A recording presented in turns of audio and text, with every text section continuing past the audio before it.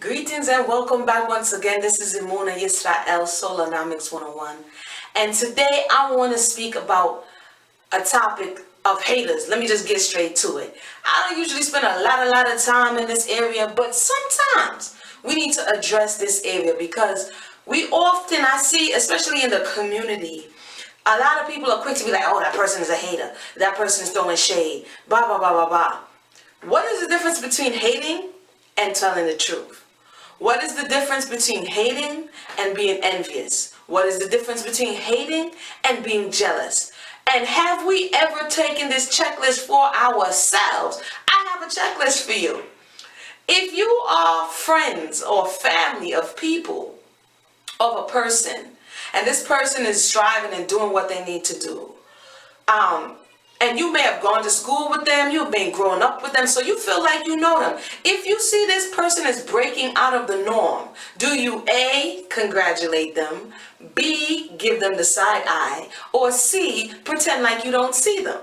Now, if you pick B or C, chances are you might have a little hateration. So let's continue on. So maybe you now are that individual who always wants others to see you, but pretend that you never see anyone else. There are some chances, if you pick true or false on this, that you might be a hater. Now, here's the issue with the hateration in our community.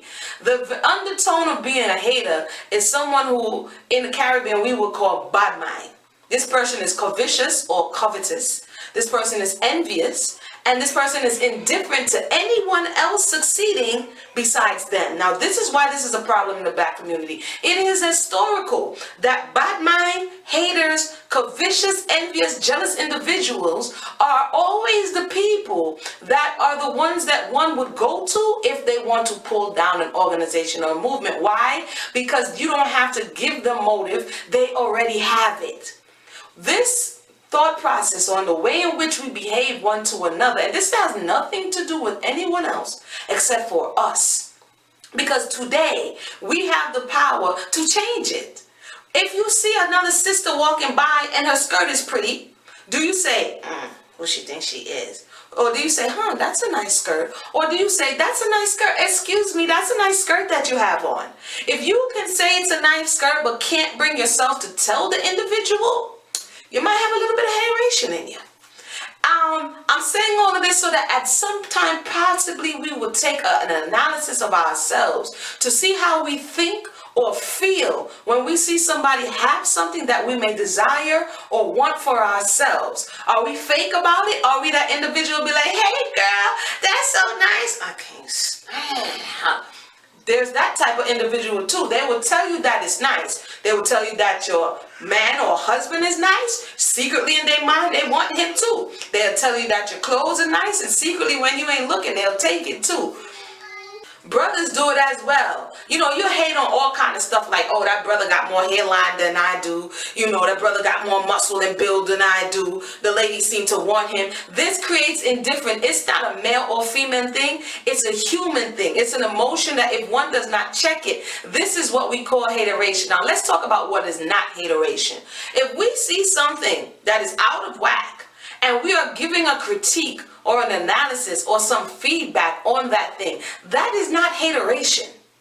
Hateration is that you will not say anything good about an individual, but you will only bring bad, negative things to detract or take away from what it is they're doing, even if what they're doing is right and just and upright.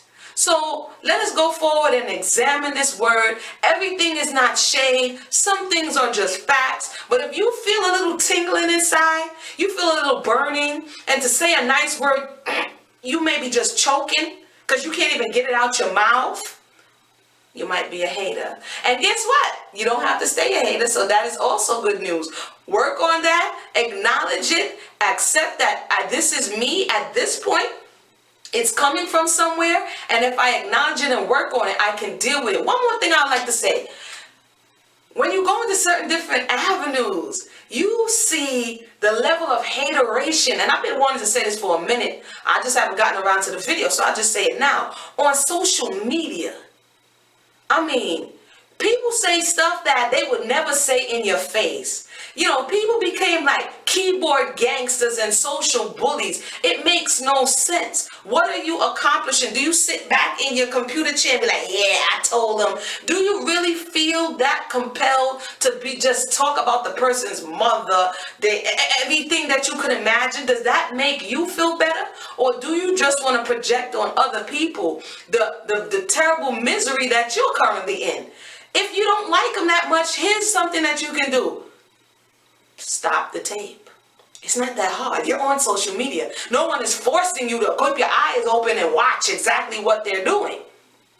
But do you have to sit there and berate them? Do you have to sit there and add commentary that does not edify the conversation? It shows your level of ignorance. It shows your level of misery. And sometimes people who are doing that are crying out for help. And like children who don't know any other way of which to say or verbalize without offending, hey, I'm in need of help in this situation. You know what? I'll just rather tear you down. So when we do these things on social media, we think it's reflecting on the other individual, but a lot of times it's showing, especially the people with no profile pics.